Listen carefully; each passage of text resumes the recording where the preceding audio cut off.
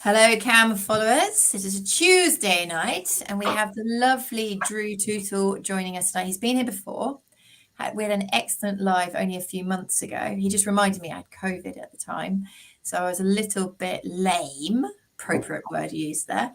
But hopefully, I'm fighting fit today, and we're going to be talking about a topic that's very close to both me and Drew's heart, because it's applicable to everybody. It's accessible by everybody. It's important to everyone.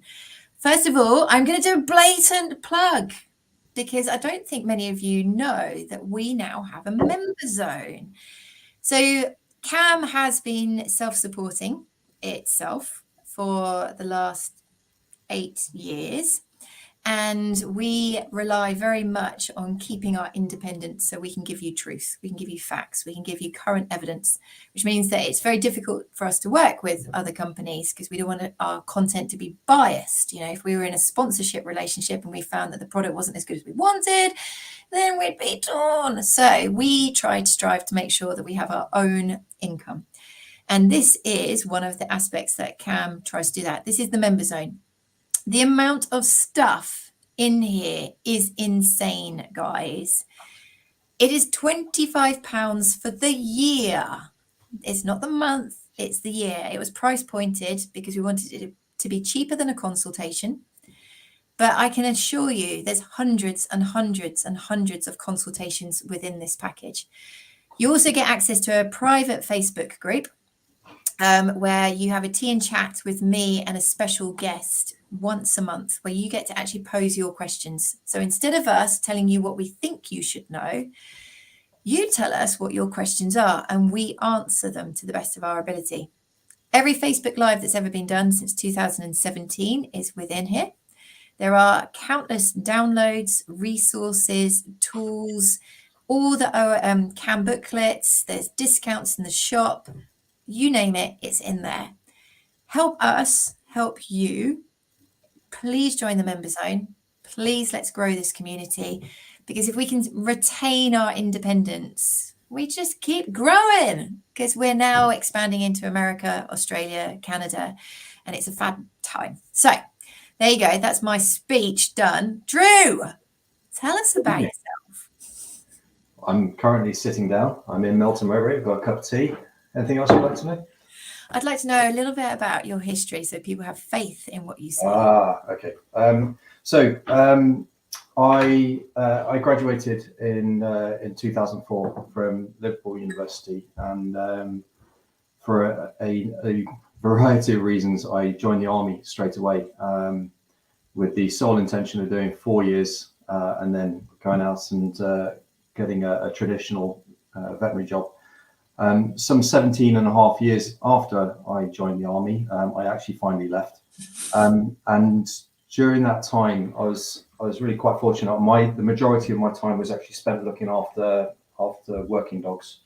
So of the varieties that the military generally has. So protection, it's German Shepherds, Belgian Malinois, Dutch Herders, and on detection, so things like explosives detection, weapons, things like that.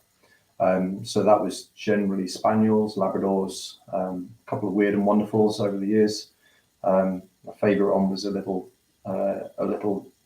German Jagd Terrier called Peter, who was the smallest dog I ever procured for the Army. He was 8 kilos when he came in. So I loved my time in the Army. I'm very proud of my time in the Army, but I jumped ship last year and came to work for Nupsala, and what I focus now is a very niche area in terms of basically holistic arthritis management. And our approach is novel. It is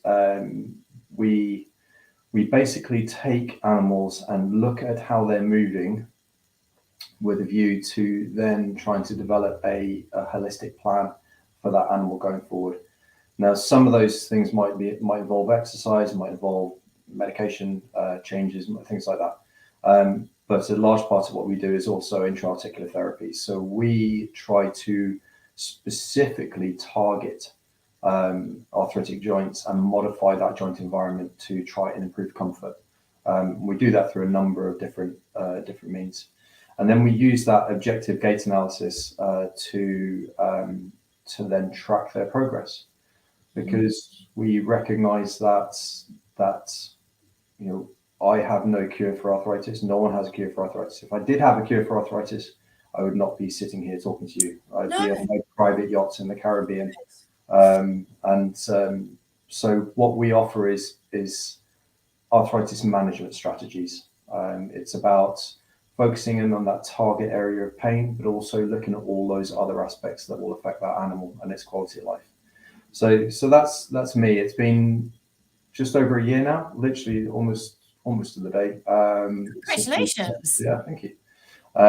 Since we set up the clinic, and it's going really well. It's very nice to see lots of old and bold animals come in, and we are doing some really interesting things and really making a positive impact on their quality of life. And for me, one area that we maybe didn't think would progress quite so fast is that we are increasingly looking at doing baseline. So how do you know what abnormal what is, if you don't know what normal is? So how do you know that dog is moving abnormally when you do your gait analysis? Has it always done that? Is it something that's just changed? Is it something that's developed?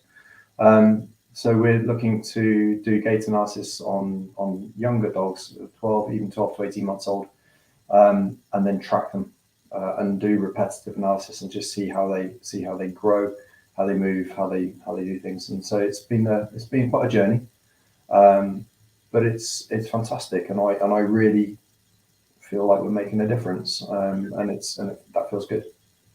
I love it. So me and Drew sing from the same song sheet on many things, and one of the things that we feel very strongly about is the holistic approach, and using that word appropriately means treat the whole. It doesn't mean that you have to go all naturopathic. It means treat the whole, and that's hugely important when you're managing this disease. And one aspect of it is exercise, any shape or form of exercise. And today Drew actually chose the title, Just Walking the Dog. I got quite into this because the word just annoys the hell out of me. And we hear it all the time as practitioners. He's just getting old. He's just slowing down. And it just comes together. It's this glue statement. And I was really putting some thought about it yesterday, and it's almost to justify it's okay. And I think it's a lack of knowledge about what is suitable aging, what is suitable change. I'm definitely less agile now at 44 than I was at 24. Is that acceptable? I don't know. But we take and translate that into our dogs. Their change, is it acceptable, or is there an underlying problem? And because they can't talk to us, we have to work really hard to get to the bottom of it. So I loved the fact that he included that in the title. The next thing I wanted to add was I love the fact that he's talking about baseline, in that we are already in veterinary healthcare doing things like taking a blood sample and using that as a baseline and looking for change. Taking urine samples, what's the change? And we don't do that for musculoskeletal health really at all. When you look at the most common reason we electively euthanize our dogs, it is pretty much arthritis or all forms of cancer. And we know that from Vet Compass work. When you know that this is the major cause of death, I think being more preventative, more aware, more observant, more monitoring is actually really important. So I'm loving the fact that he's now collecting baseline data and monitoring people's dogs. Something else I wanted to add, because I'm on my monologue now. Something that I know as a first opinion practitioner, I hear all the time, and I just want to point it out because this title flagged up so much to me. When I work in ECC, so emergency and critical care, or first opinion work, I will always have people say to me, I'll do anything, I just don't want him to be in pain. So you have a dog that's been clipped by a car, he's had an injury on the beach, he's got a splenic mass, he's got vomiting diarrhea. And an owner will regularly say to me, I just don't want him to be in pain. Do what you need to do, just don't want him to be in pain.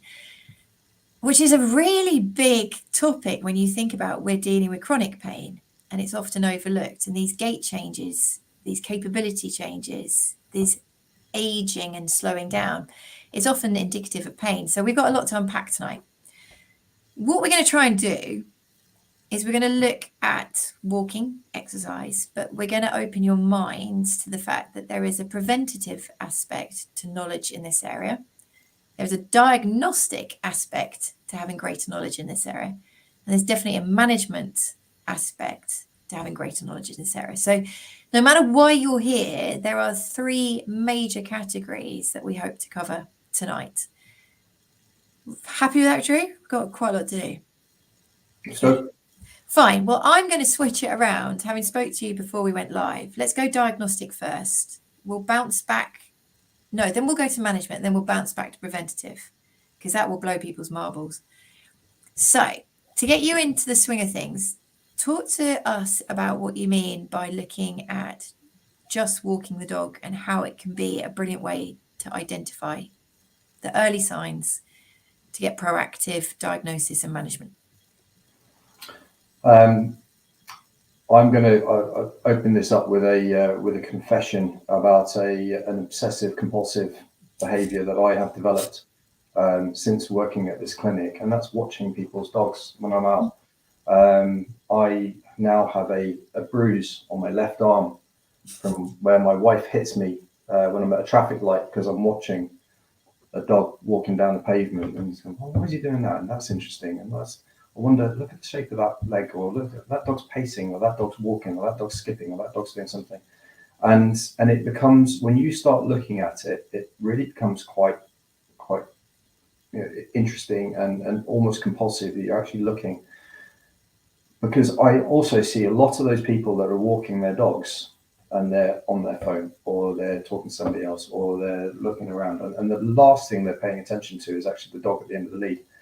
Some of the dogs are trotting quite happily behind the owners. Some are, I don't know who's taking who for a walk. The dog's straining at the leash, and this poor individual is getting dragged down the high street. But how those dogs are moving is actually can tell you so much about many things about them, and even just the speed at which they're going. See young dogs that are straining to move forward, and I see older dogs that are pottering behind. And actually, what makes me laugh is the one where the owner is right at the end of an extendy lead in front of the dog, waiting for the dog to catch up, because the dog's just pottering along. And actually, when you look at that dog, is it pottering along because it's interested in all the smells, or is it just it can't go any faster? Mm-hmm. And that's actually the owner's capacity for speed has now outweighed their dog. And you touched on it earlier on. For me, the key thing is change. Mm-hmm. I regularly talk to clients about gait analysis and about the data we collect, because it's just data. It is just measurement. There's no interpretation in our gait analysis. That's done by our experience as clinicians to look at that data and go, why is that measurement? How can I link that measurement or that action or that movement to the clinical picture in this dog? And half the time it's just, I have no idea, because if that's always been there, if that is just the way it's learned, I sometimes use the lovely Friends image of Phoebe taking a jog through the park and going all over the place like this. And I said to somebody, I said to some people in the talk, I said, "Is that normal?" I said, "Well, no, it's not." Says who? Mm. Could be normal for Phoebe, and that's just the way that she's been taught to run, or she's learned to run, or she's comfortable to run. And that's the key for me, is if you can see change, then it becomes significant. Everything in our data, when we look at the gait analysis, is only notable until it's proven significant. Mm. The fact that a dog paces, and that for those that don't know what pacing is, a dog that's at trot, we recognize that. We recognize that as the left foot, so if we go this way, as the left foot, on my way, left foot goes down, the left fore goes down, then the right hind lands at the same time, and then they swap like this. And that's a nice, efficient gait because it keeps it keeps the dog nice and balanced, and it keeps their center of gravity right in the middle. In pacing, the whole left side, hands on the floor, then the whole right side, and you've got a dog that's literally going from side to side like this. And people are all really excited about pacing, and there's actually some really, really nice studies done about pacing, about, well, is it significant or not? And some people say, well, pacing's bad. If your dog's pacing and it's got hip dysplasia, or it's got elbow dysplasia, or it's got something, you can't say that. Mm-hmm. What you can say is, has he always paced? Did he pace when he was a pup? Is it something that's developed? Actually, did he always used to trot and he suddenly started pacing? Or has he always paced? Actually, he doesn't pace anymore. He's actually preferring to trot. Or he only walks and then now goes into from walk into a kind of canter type thing and actually cuts out that gait entirely. Change is significant. And sometimes we get, it's like watching plants grow, isn't it? If you're there, or children or anything that's slow growing, if you're there looking at them the whole time, you don't see the change. But actually over a period of time, that change is significant. Mm-hmm. And that's the key. That to me is the big thing. If we look at our dogs and see how they move, is she squatting to pee easily? Is he cocking his leg the same way that he always used to do?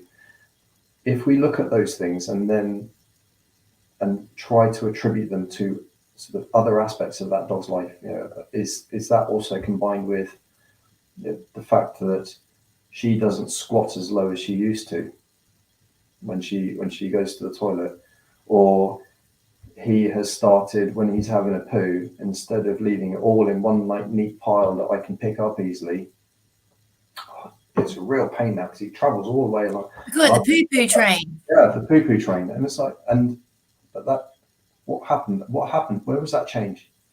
What happened to, and why? The only problem is, and I would always remember this, I was at the AVA conference, Association of Veterinary Anaesthetists, who I must admit, the most lovely people in the world ever. If there's ever a conference to go to and be immediately welcomed and looked after, these guys are awesome.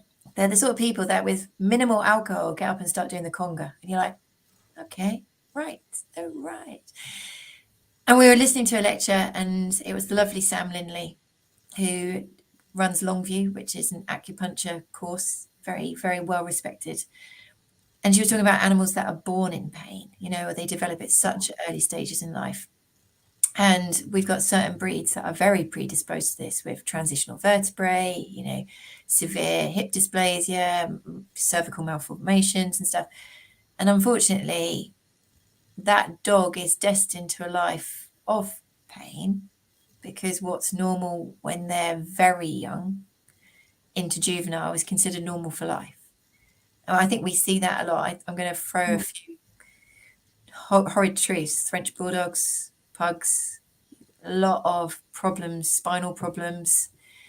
And we see these gaits. And when you bring it up with an owner and say, that's actually not a good gait, that's an abnormal gait. Oh, he's always done it. And then you palpate them and go, yeah, it's sore. So something we were talking about the other night was, you have to combine it as well. It's not just gait assessment, it is clinical exam as well. So what else do you do? Because you've identified gait change. The owner's come to you and said, something's wrong. What do you do? The hands down, the most important thing I do probably within the clinic is just watch them. So I have there's a number of dogs that come to my clinic I don't even touch. I can't, or I won't. I get a lot of nervous dogs in, and I get a lot of potentially aggressive dogs in. That's a sideline we need to talk about in a minute, is the link to pain and behavior. But when we have those dogs in, assuming there's no sort of inherent risk in terms of health and safety, with super aggressive dogs. But as long as if I'm comfortable, and having dealt for many years with some pretty high-end, hardwired protection dogs, if I feel comfortable that it's going to be safe off the lead, I let them off the lead, and I just let them wander. And sometimes I won't even look at the dog for 10 to 15 minutes. And my consults are an hour, and they need to be, because to really appreciate and really dig into that holistic aspect of what is going on in these cases, I need the hour. And in many of those cases, people that can't get an hour, for those vet professionals, owners go, oh God, there is a way that you can take that hour concept to your first opinion by taking footage. Absolutely. And I mean, there's all manner of taking media now, and the thing is that the shaky camera out on the walk with the dog at distance, running sideways or in a bush, they are of limited diagnostic value. The carefully taken video of the dog walking away or being released and coming back to the owner from a low angle and watching things, particularly there's all kinds of slow-mo things that you can do now. Those can be hugely valuable. And to be honest, that is a big part of what our gait analysis technology does, is actually take good quality footage, allow us to slow it down. We can slow our videos down to, I think it's about 1/10 of normal speed. And at that stage, you can really, really pick up some interesting or some potentially significant changes. So things like circumduction of limbs. So tell them what that means, because otherwise they're going to think it's something completely different. If I take my sort of sample legs here, so a normal limb should be able to go straight like that. The normal limb carriage should be roughly in one plane. Yeah. Where you get circumduction, one or both limbs will actually circle around. The reasons for them doing that can be multiple. One of the reasons can be that the dog's leg at extension is touching the floor. When they're back there, if the dog doesn't bend its leg as it moves it forward, it's going to strike the floor.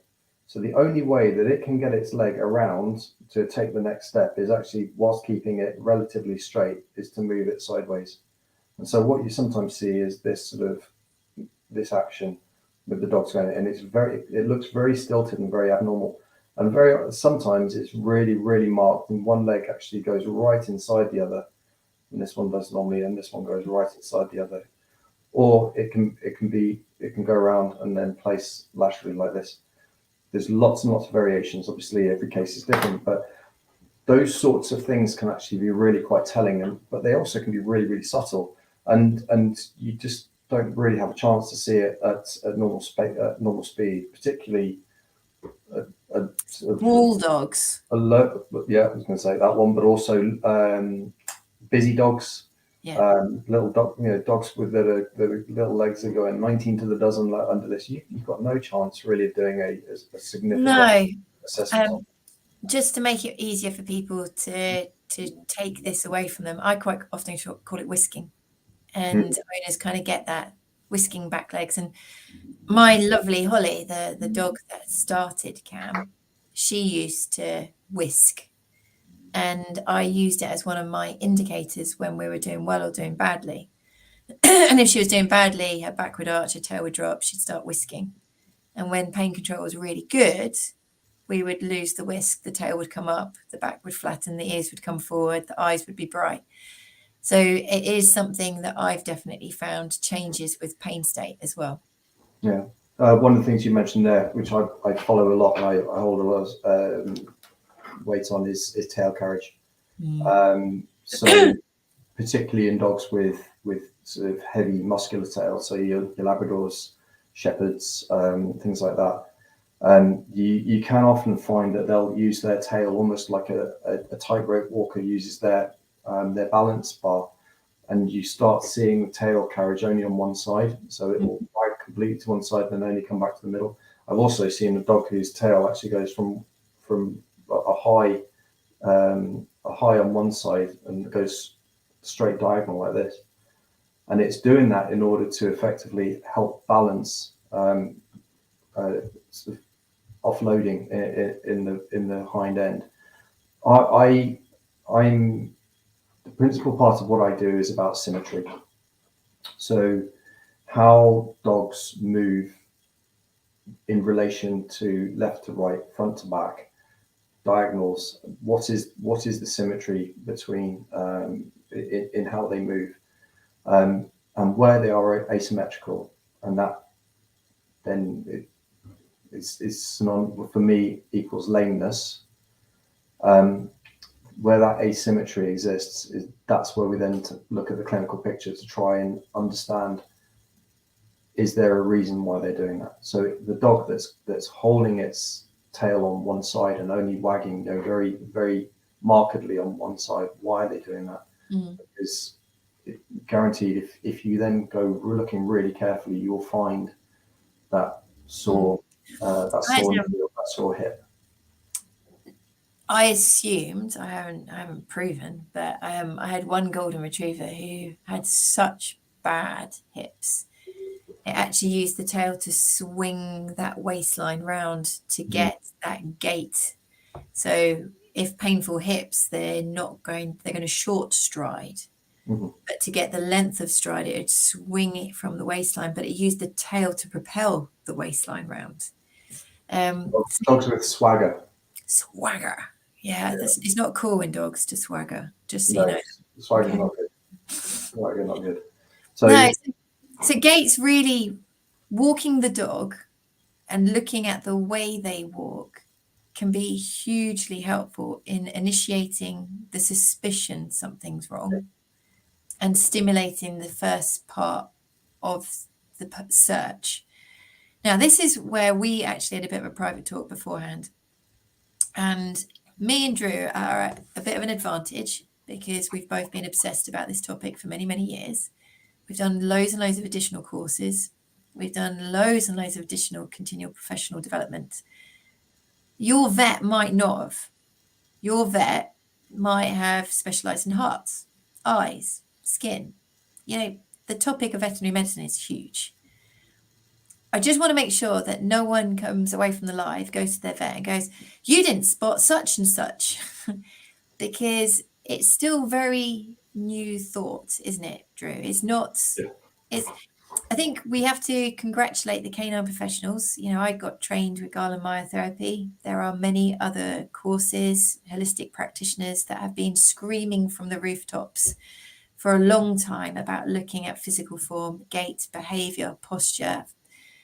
And we need to high five them. They've been ahead of the game. But in the vet sector itself, it's reasonably new thought in small animal practice. So please don't go to your vets and feel disappointed. Go to them going, I'm really interested. What do you think? If you're not sure, I'm not upset. Where shall I go to find out more? And some practices might have a vet that's interested within that practice. You might find some of them have physiotherapists or rehab nurses, rehab vets. And that's where you will kind of find your flow. Do not be angry at your vets if they're not completely up on this one. Fair to say? Absolutely. I have a huge unfair advantage on this in that if you think about the traditional role of the companion animal vet as we understand it in the UK is largely based around response to illness. So you see tons and tons of unhealthy animals in all stages of disease and affliction. The role in the military of the veterinary officers is almost flipped that on its head. It's changed the paradigm because what we were particularly interested in is not seeing any sick animals at all. As a business model on the high street, that really wouldn't work. But for working animals, it was heavily about the prevention. So we spent an inordinate amount of time, and I know the guys in service still doing walk-ups and trot-ups at every excuse. So we would take dogs outside and we would walk them up. So before they were going to go on a course, or before they were going to be moved to a different unit, or whatever the reason, these dogs would get a health check. And so we were picking up things an awful lot earlier. But it also gives a lot of the military vets a much more nuanced view of what is normal. I remember what I was saying about Phoebe sort of gadding through the park with her arms flailing. I've seen spaniels walking on a lead at 45 degrees from the vertical. Is that dog's gait normal? Well, absolutely. What I really need to do with that dog is go and see it walking in a field or running around in a field, because there are lots of impacts from our end of the leash as well on how those dogs. We're very aware of that. We recognise on the treadmill owner influence. If the dog's trotting quite happily on the treadmill and it's looking over its shoulder like this the whole time, chances are that its pressures on its front legs are going to be different. And if we do see that, what we'd actually do is we swap places. I'll drive on the side, and then on the side of the treadmill, and then the owner goes in front. And that actually stretches the dog up from doing this to actually looking straight ahead, and we see the changes. I think it's a good opportunity. You mentioned about seeing dogs walking around in that environment where their behavior is more in tune with normal. They're not highly stressed and aroused in the vet practice. I need to high five somebody that she actually has been very supportive since the beginning. I met her through Gwen Covey-Crump, another absolute love of my life, Sarah Fisher, and her work with Tellington Touch. And now she does animal-centered education, and she does free work. So they'll have a very large paddock. There will be lots of interesting obstacles, different surfaces, textures, things to step over, climb over, step up. And by watching and looking at their postures, which way they turn, do they always turn that way? You can pick up some quite subtle physical changes that can be indicative of underlying compensatory pain, primary pain. So high five, Sarah Fisher and your team and all the people that have ever worked with you, doing great stuff. I don't think vet practices will ever get to the point that we have a field attached to every practice where you can just let them off in a paddock. Sad. Be lovely. Not even I have a field. You don't have a field? No, I don't have a field. Not yet. I'll work on it. Work on Greg. Get him to turf the car park. It does bring a valid point. We talked about this, about just walking the dog, and actually how this shouldn't be focused just at that period between stepping out of your front door and getting back. Actually, watching your dog move when in the home environment, when on the lead versus off the lead, all of those can actually be really interesting and telling. I'm always reminded of a case seen by a colleague long time ago in terms of animals' extraordinary ability to adapt to their environment and to their surroundings and to their afflictions. And it was actually I believe it was a cat. It was a long time ago. And this cat had gone blind, and nobody knew until they moved the furniture. And all of a sudden, that cat started bumping into things because it had become so used to its environment where everything was. And then when the owners very unsportingly moved everything around, all of a sudden, its whole environment changed. Arthritis is similar in terms of just how things, even simple things like getting up and down steps, the way they get up and down out of their beds. Get a new bed that's slightly higher up, and actually the dogs have a new sofa that's a little bit higher up, and suddenly the dog's having trouble to get up. All of those, it's not just about gait; it's about activities as well. And I talk about sort of toileting habits earlier on. even things like that can be really useful indicators of something that's just not quite right. No, exactly. And I think something that breaks my heart a little bit is when people turn things into a bit of a comedy. Oh, he's just started doing this. Oh, isn't that funny? He sticks his leg out. He's having a squat and his knee comes out and he shakes his leg. It's like he's trying to shake the drip off. And I'm like, no, something going on there.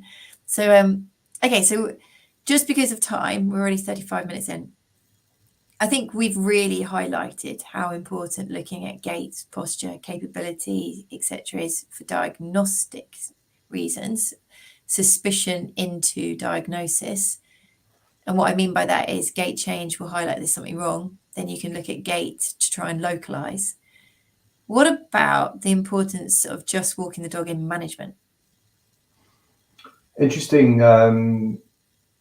change in human arthritis management in recent times, where exercise is now prescribed as a management strategy for arthritis management, and I fully subscribe to that. I think it's really important. We would see it all the time, and all vets who do anything with horses will recognise that if you put an arthritic horse in a box for box rest, it will get worse, not better.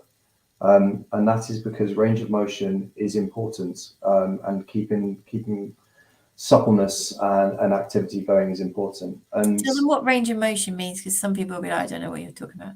So every joint will have, if we take the young animal, that joint, say it's an elbow, will have a range of motion.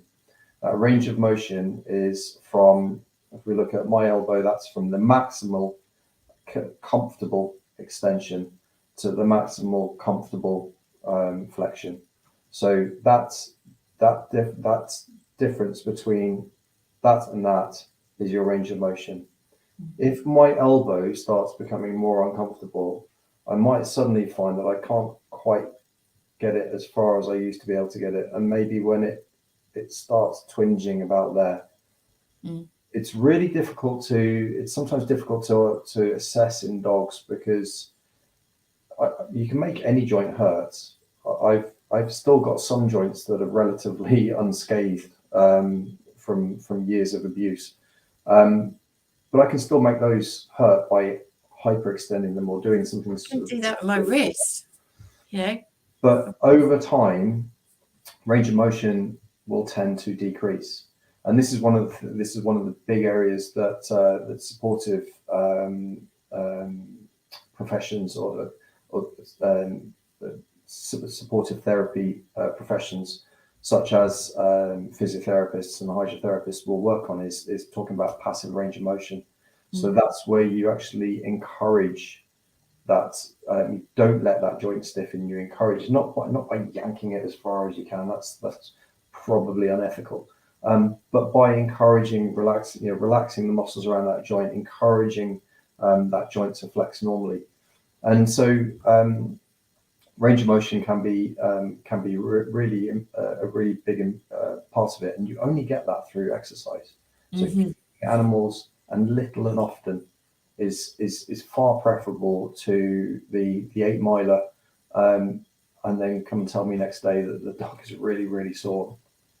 We probably could have worked that out between us before you went out on that 8 miler. Yeah, definitely. If you do 3, even if you did 3 2-mile walks in the course of a day, it's probably a bit extreme, but you see the point I'm trying to make is that dog has an opportunity to rest in between, and that dog is likely to be much more comfortable overall than the dog that goes out and gets beasted for an 8 miler and then comes back and is really in a bad way the next day. So little and often, I really, and I know Hannah, you feel the same way about retrieve games and ball throwers and things like that, and it makes me sort of just wrench a little bit inside, where I see a dog bombing out as fast as they can, and then they turn on a sixpence at full speed, and then they come running back, and then they do it again and again and again and again. And yeah, the dog's exhausted, and the owners had a great time because they haven't had to do much. They just stood there at one end of the park and lost the ball 100 meters down, and the dog. But from a musculoskeletal perspective, that's just awful.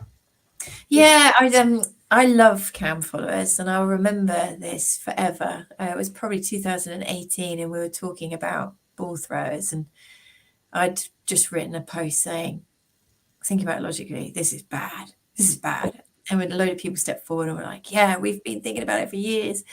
And somebody said, isn't it weird that we have dogs and cats and they're called companion animals? There are companions, and we have them to spend time with them, but we send them far away by lobbing a ball to the other side of the field. Go away from me. I don't want to spend any time with you. Just go over there. I loved that. And then another owner stepped forward and went, wasn't it funny that most people have ball throwers because they're physically not able to throw it by hand themselves? So they get this big launcher, and you'll say to them, why do you have a ball thrower? Oh, because it hurts my shoulder to throw. So I lob it with a ball thrower. You're like, there's so many ironic things about ball throwers. But I found some in my parents' garage a couple of years ago. My mum's a hoarder, by the way. Sorry, mother, but you are. And I got a little hacksaw, and I cut them up and did this beautiful display, and I did a post, and it went mental. It had like 350 shares within 24 hours. Everybody was like, yes, we've got to rethink this.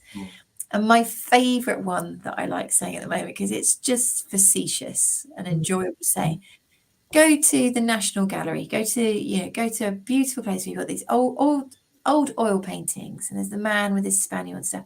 Do you see balls in them?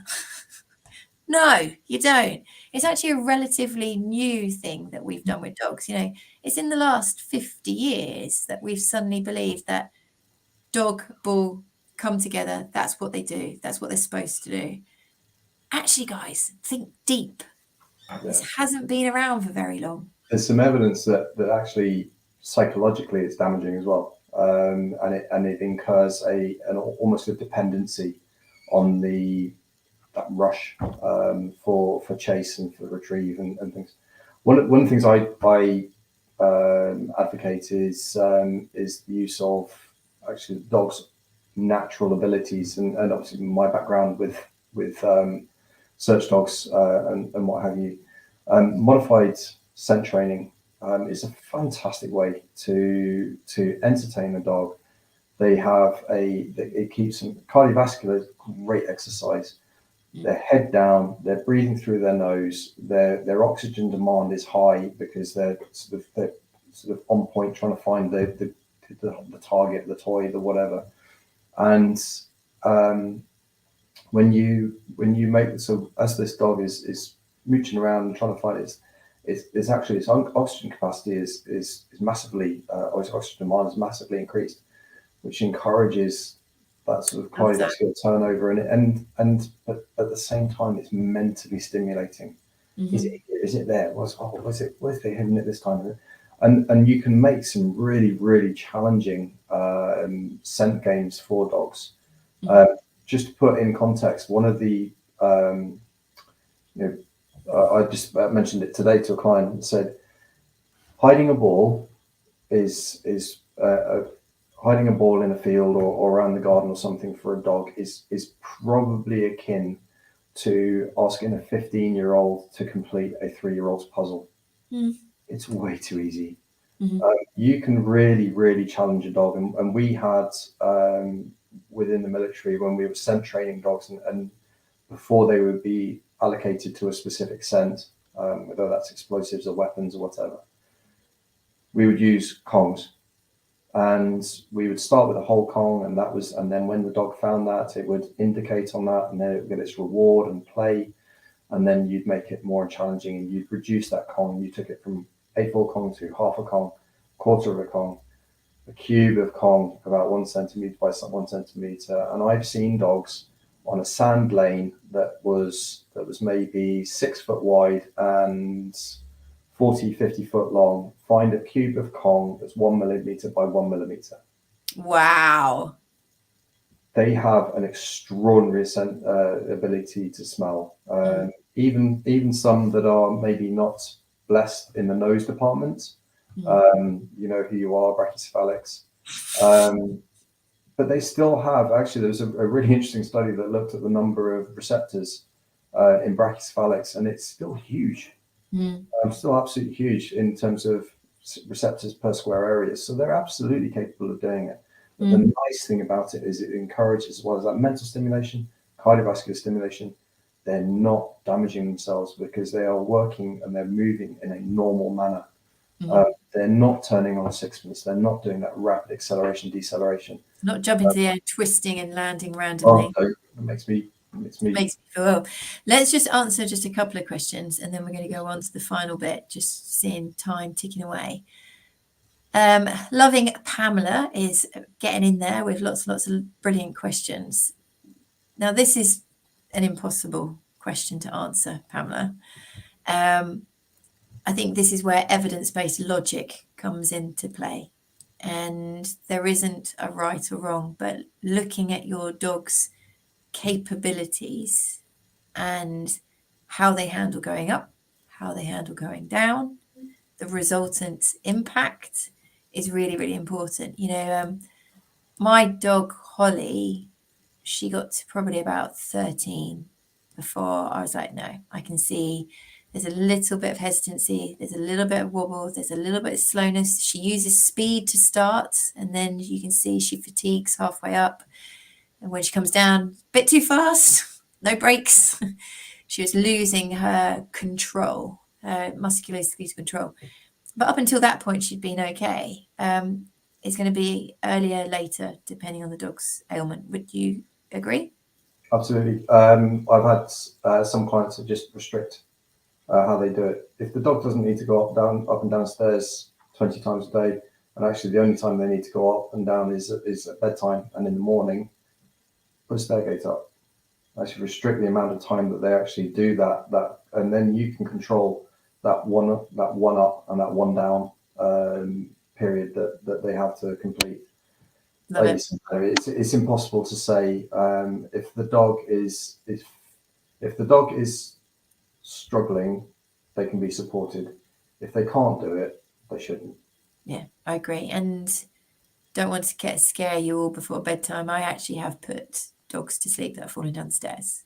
And I remember I was working in London doing some locum work, and a very, very debilitated dog fell downstairs, and we just couldn't get on top of it. It's pain control. You know, it was just so to take it seriously. Brilliant comments from Stacey. Yes, there are many mixed messages about exercising because there are no hard and fast rules. If you think about the dimorphic nature of breeds of dogs, you know, a Chihuahua is very different to a Great Dane. Isn't it? Isn't the dog the most like physiologically variable, you know, what's the word? Phenotypically variable species of all species, you know? So you've got a Chihuahua to a German Shepherd. Very different. On the treadmill, our current weight range is 4 kilos at the smallest to 102. 102? What was that? Big. I've had a 93 kilo Irish Wolfhound. Yeah, this was a Mastiff. He's one of our favourites. But yeah, you're absolutely right. There's a great deal of variation. I think when it comes to we at the clinic, I say this to a lot of people. Our goal is not to wrap pets up in cotton wool. We are not here to make the owners' lives better and to spend as long as they can with their dogs. We are here to improve the quality of life for dogs and cats as well. So the goal really is about providing a suitable and appropriate exercise strategy where they are not going to injure themselves unduly. Now that might involve just moderating the just how you exercise, where you exercise, If your traditional walk is over recently ploughed fields, don't go there. Go somewhere else until they settle down and the paths become flattened again. If the dog struggles on sand, don't go to sandy places. If the dog just really needs to be on the flat, then just go on the flat. I think it's a good point just to quickly challenge something, because living right by the beach, I see dogs all the time where the owners will say, but he loves the beach. And I can get into their head and I can see them saying to themselves, but he loves it. It'll be okay because he loves it and I want him to be happy.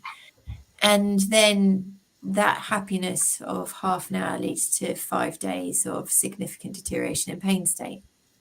And it is really hard to help these people. All I can do is just guide and coach and coax them to thinking differently. You know, we all do it as humans. That piece of chocolate cake is lovely, but it's going to lead to 2 days trying to burn it off. You've just taken the words out of my mouth. When I talk to people about when you're talking to weight management, it's not gin. When I talk to people about weight management and we're talking about treats, a carrot has just as much value to a dog as a piece of bacon or whatever. It is the physical act of giving. That dog that loves the beach is not sitting there in the evening pining. It's the beach. I hope we go to the beach tomorrow. Doesn't care. Just wants to be with you. Yeah. So actually, if you cut that out, I get so many people that sort of change their dog's treats onto much more or much better low calorie, but the reward value is still there because you make a fuss of them when you're giving them the treat. It is that, and if you're making the fuss of them at the beach, that's what they're enjoying. If you make a fuss of them on the nice, steady, well-trodden woodland walk with no obstacles, and you make a fuss of them there, they'll be just as happy. And so we anthropomorphize all the time with our dogs about what they enjoy the most. And actually, I can tell you what it is. It's us. And also, I think we forget that we're actually really also considering what do we enjoy the most. Yeah.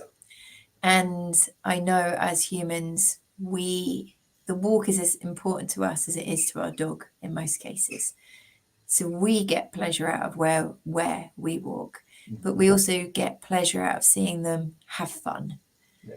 And sometimes our wish to see them have fun because we're struggling with the fact that they are aging, they're slowing down, things are beginning to show rear their ugly head. We get a lot of pleasure out of seeing them have those happy moments, but we have to keep them in check because certainly towards the end, those high arousal situations can lead to them really, really setting themselves back, can't they? Absolutely. Yeah. Okay, next one, because time's ticking. We've still got to talk about prevention. I do little and often with my lab. I try to switch where we go, keep our interest levels up, etc. I notice a stumble every now and it worries me. Should it, or is that an okay thing? Again, very hard to comment. You know, I would suggest that Luna, who's 4, is well balanced. She's physically active, very physically fit. Every now and then she might misjudge. She might trip. You know, I'm obviously at peak physical fitness, and every now and then I stumble. I think it's consistency. I think if you're seeing it more frequently, and I think if there's associated signs of pain and discomfort and compensatory changes with it, then I would. But getting yourself into a pickle if there's the occasional trip, how could you add to that? And Drew? No, I fully agree. Everything in context. I've got a number of. One dog is a police dog who literally he doesn't open doors; he goes through them and walls, and he just lives life at 1,000 miles an hour, and he's clumsy, and that's okay.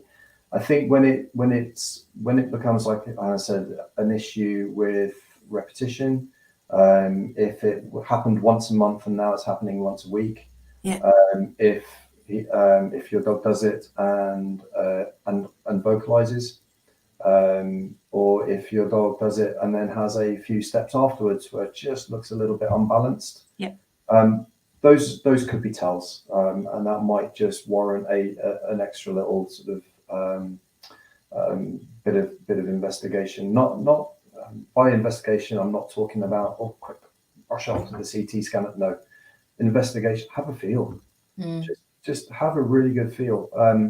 And look out for really silly things as well.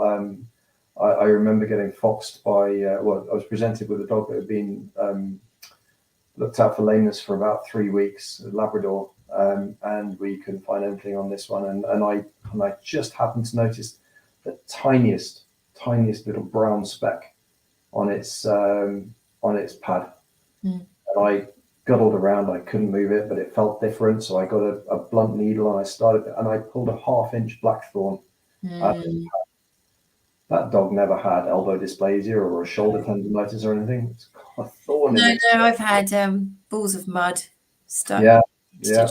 Salt, compacted snow, harvest mites. That's always a good one. That my dog's doing nails thing, and it sort of looks like this, and that's because it's got these little harvest mites tickling its toes. There could be. Don't get hung up and don't catastrophize. Please don't go on Google. Don't suddenly say, oh my goodness, my dog's got this incredibly rare disease. No, it hasn't. Yeah. I just have to drop in about my sister. My sister. Sound like I've got a mad family. I have got a mad family. My mum told me once that she got Pear's Encyclopedia of Health out when she was about 12 years old and decided that she had Ebola, which is really very likely. So let's move on now in the last 4 or 5 minutes. We forget how important exercise is in prevention. And I still do lots of lectures. One slide that I love putting up and seeing what the room does is when I put a video of a young pup trying to get to its feet on a laminate floor, and it just keeps slipping, and it tries to get on, it slips, and it tries to get up. And you can see everybody start going, oh, it's a pup. And then they're like, oh, crikey. So I'm a very, very big advocate for preventative exercise management, lifestyle awareness, but there's very little literature to support any of this. What do you think? There are increasing numbers of organizations doing work in this sort of area. There's the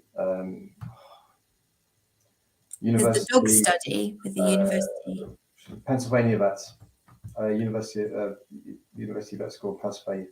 They're doing lots and lots of sports medicine and looking at how about effectively strength and conditioning for dogs. And it's a big thing. It's really interesting. And I think, like you say, there's no hard and fast on this. And I think the reality is we maybe need to take a step back and look at ourselves again. Would you, let's picture the day, it's a cold day, you've just come out of your centrally heated house, you've jumped in the car, you've gone to your favorite woods, you don't have a dog, you're just going to go out and get a bit of exercise. Would you park your car, lock it, and then sprint as fast as you can through that woods, and beast yourself until you're almost retching with exhaustion, and then jump back in the car, go home, and then carry on with your day? No, you wouldn't. No. Or at least if you did it, you'd probably only do it a few times before you wretchedly injured yourself. The reason I'm laughing, again, I don't know what's wrong with me today. I'm a bit like reminiscent. My dear friend Lindsay, who started in CAM with me many, many years ago. I call her Lydia Yellow Knickers. She hates it. Anyway. I love that. Yeah, I know, it's good. So she had watched one of those viral videos where a vet sitting in a car, letting the temperature go up and, saying how they feel and trying to get the message across. She was, Hannah, you need to do that. I was like, do what? She said, you're going to be a dog. And we get you throwing yourself out the back of the car, going down the stairs on the hands and knees. I want you to chase a bull continuously for 3 minutes. And I'm just imagining what a brilliant video clip it would be having you pull up, just run. Can you imagine what people would say? They'd just be like, who's that poor man? Does he need any help? Would probably be the first thing they would say. And so our nurse Ariane will attest to the cracking and grunting noises that I make as I'm trying to get off the floor. The irony of the lameness vet is not lost on me at all. no. But absolutely. We do it with organized exercise in the army. You've got a physical training instructor there. You would do a warm-up exercise. You would start doing some stretches. You do some bits and pieces. You do some gentle exercise. You start building up. They would then spend the opportunity to make your life a living hell for a short period of time. And then you do your warm-down exercises. Mm-hmm. It's no different. And actually, the stuff coming out of Penn State is really interesting, where they're actually looking at these strength and conditioning programs for dogs, not with a view to making them muscle-bound gym bunnies, but actually musculoskeletal injury prevention. Yes. The Army places massive importance on musculoskeletal injury prevention. You don't take an 18-year-old youth off the street and make them run 8 miles with 25-kilo backpack on, because you'll break them. Yep. You have to build them up to it. And dogs are no different. Yeah. You have to start building carefully. And their exercise tolerance becomes what they will tolerate, if that makes sense. Yeah, absolutely. Because they target. There's no paper looking at lumbosacral stenosis in working dogs, and their retirement rate was at like 4 years old, and their working lifespan should have been at least 8, and they were being Alvesh paper. I think so. Yeah. Alvesh, yeah. And it makes so much sense. It just makes so much sense. We just need to disseminate that knowledge to people, because at the end of the day, all of us get dogs to keep them for as long as possible, to be our companion, our best friend, whisper in their ears late at night, go for walks on beaches. If only we can educate the public that you will keep them for longer if you think about what you're doing with them. It's not that we've turned into the fun police. It's logical, Yeah. And it's about moderating. So somebody was asking, what is little and often? And like many things to our OA, because there's little literature to refer to, I've pondered this for a long time. Little and often to you is little and often to me. It's very different. So we now try and educate people with proactive, reactive, and reflective, the PRR. So be proactive. Think about what you're going to do. Does it make sense? Do you think your dog can cope with it? Is it really different to what you normally do? Is it going to be challenging? What are the obstacles? Reactive. What are they doing? Are they beginning to slow down on the walk? Are they distracted? Are they beginning to circumduct? Is their tail dropping, their ears going back? And if so, do something about it. Bring the exercise to an end. And then reflective, just take a couple of minutes on your journey home and go, maybe just before you go to bed and you see that they're a little bit stiff and you think, maybe I overdid it. Because little and often, again, is a term that's very wide and vague, and there has to be empowerment of the owner to make the right decisions. We need to educate the owner to make the right decisions for their dog. Another monologue. Beware the weekend warrior as well. Yes. The dog that's doing 10 minutes in the morning, 10 minutes in the evening, and then a 15-mile over the high mountains at the weekend. Definitely. It's just think about whether or not it's appropriate. And is your dog capable? That we've seen those cases with really older overweight dogs having to be rescued by mountain rescue. That dog should never have been up there in the first place. So just effectively almost like a dynamic risk assessment in your head. Is this going to work? Is it safe? Can I do it? Is there any fallback? Have I got a plan if it goes wrong? Definitely. I think sometimes I love dogs. I love dogs more than people. That's why Cam exists. But sometimes they're their own worst enemy in many ways, because they're so loyal. They're so giving. They're so tolerant. They cope till they can't cope anymore. And I do think it's difficult for owners to know where the boundaries are. And any owners that are listening now, please be kind to yourself. I made every mistake in the book with Holly. I learnt by my mistakes, but I did learn. And you will make mistakes, and you will do too little, and you'll do too much, and you'll do the wrong kind of activity, but you will get it right. So don't be harsh on yourselves, but be open and think logically about what you're doing. Can you add anything to that? Enjoy them. Yes. Very good point. And on that note, I think it's a very happy end point to leave it at. Thank you so much, guys, for listening. I would like all of you to say thank you to the lovely Drew for giving up his time. Everybody that comes onto CAM gives their knowledge, their time, all of their experience for free. We thank God we don't have to pay any of you, because we'd be absolutely buggered. You couldn't afford me, huh? I couldn't afford any of you. So it's actually wonderful that we have such amazing people come and give their love and attention direct to you. There's no bottleneck. It's coming direct to the public. So please say thank you and tell us where you're coming from. Perfect. Drew will be back. He will be back. He'll continue to tell us about his journey. Yeah, of course you will.